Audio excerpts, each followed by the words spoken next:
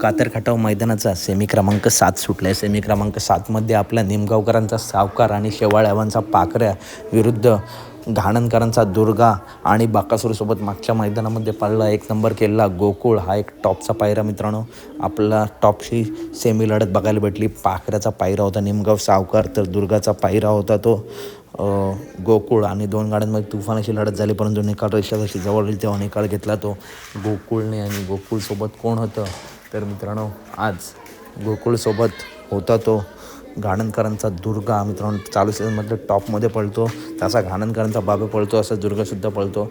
तर गोकुळ आणि दुर्गाचं खूप खूप अभिनंदन. तसेच पाखऱ्याची मित्रांनो गाडी मला वाटते क्वार्टर फायनलला पात्र झाली, त्यासुद्धा खूप खूप अभिनंदन. अपडेट आवडली असेल तर नक्की व्हिडिओ लाईक करा, चॅनलला सबस्क्राईब करा, कारण बैलगाडी क्षेत्रातील सर्व अपडेट नेहमीच आपल्या चॅनलवरती असतात.